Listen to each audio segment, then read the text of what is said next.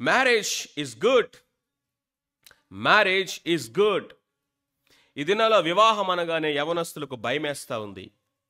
Marriage అనగానే భయపడుతున్నారు. ఎందుకో తెలియట్లా.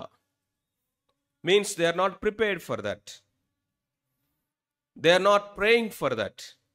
ఏదో ఒక అన్సర్టనిటీలో యాక్సిడెంటల్గా ఏదో ఒక బలవంతమైనటువంటి ఒక కోర్సులోకి ఫోర్సిబుల్గా నెడతనట్లుగా అనిపిస్తూ ఉంది.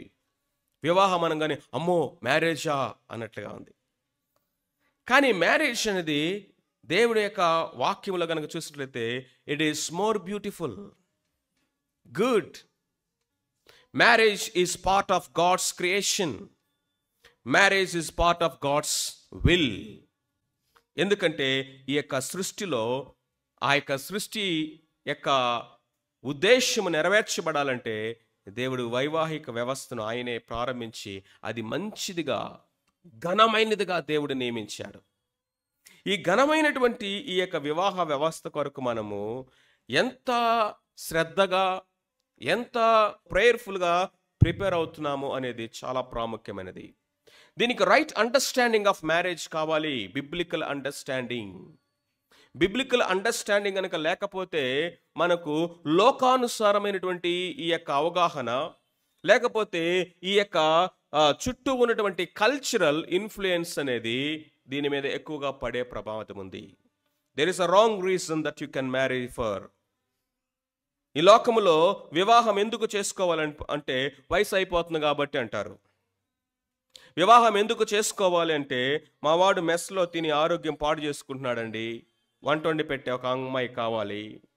పనులు చేసుకోలేకపోతున్నాడండి, రోజు బట్టలు ఉతుక్కుంటున్నాడు, మా వాడు చేతులన్నీ నొప్పులు వస్తున్నాయంట. Washing machine కొనిపించిపోయావా? వంట వండుకోవడానికి లేకపోతే వంట మనిషిని పెట్టకపోయావా? లేకపోతే ఒక ఎలక్ట్రిక్ కుక్కర్ కొనిచ్చి పంపించిపోయావా అమ్మ ఇంటి దగ్గర నుంచి? ముసలోళ్ళు అయ్యారంట, వాళ్ళకి బోరు కొడుతుందంట, వాళ్ళు ఆడుకోవడానికి ఏం కావాలట?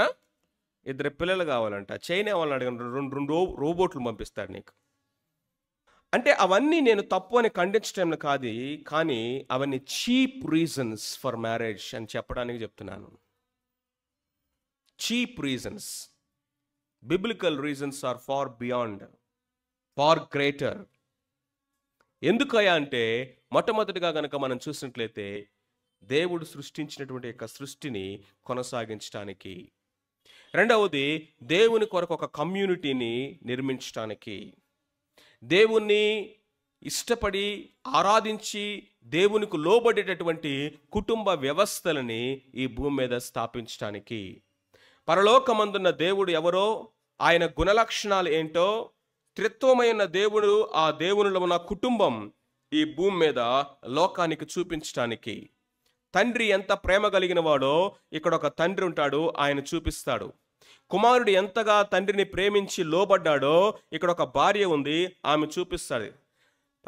పిల్లలు ఎంతగా తన తల్లిదండ్రులకు లోబడి వారిని గౌరవించాలో అక్కడ పరిశుద్ధాత్మ దేవుడు ఒక ఆయన ఉన్నాడు, ఆయన ఇద్దరిని ఏ విధంగా లోబడి వారిని ఆనర్ చేస్తాడో, గౌరవించాడో త్రిత్వంలో మనకు కనిపిస్తూ ఉంది.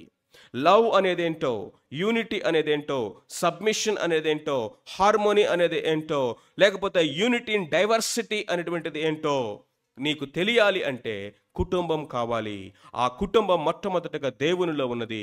ఆ కుటుంబం అయినటువంటి దేవుడు, త్రిత్వమైన దేవుడు కుటుంబ వ్యవస్థను స్థాపించి సర్వలోకము సముద్రము నీళ్లతో నిండినట్లుగా భూమి దేవుని జ్ఞానముతో ఆయన మహిమతో నిండులాగున ఈ భూమి మీద దేవుడు కుటుంబాన్ని స్థాపించాడు. అండ్ దిస్ కుటుంబం అనేది విస్తరించాలి, ఫలించాలి, భూమిని నిండించాలి. అది దేవుని ఆది సంకల్పం. దేవుడు ఒక వ్యక్తితో ఒకటి ప్రారంభిస్తాడు, ఆ వ్యక్తిని ఒక నేషన్గా, ఒక జనాంగముగా చేస్తాడు. ఇది దేవుని యొక్క ప్రణాళిక, ఇది దేవుని యొక్క ఉద్దేశము కుటుంబము ద్వారా. ఇది a community of humanity that reflects divinity.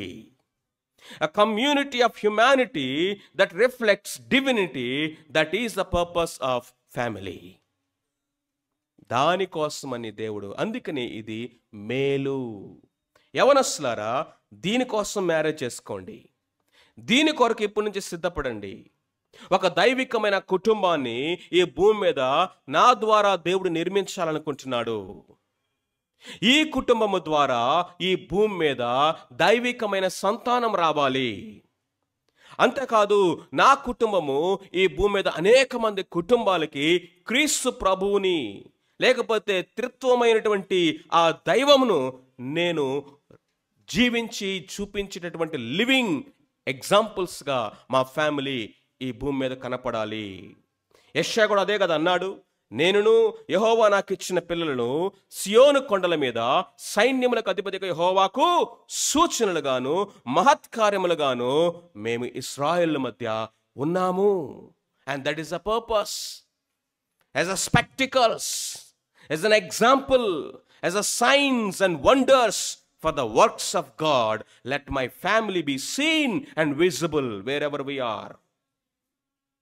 And for that purpose మనం మ్యారేజ్ చేసుకోవాలి.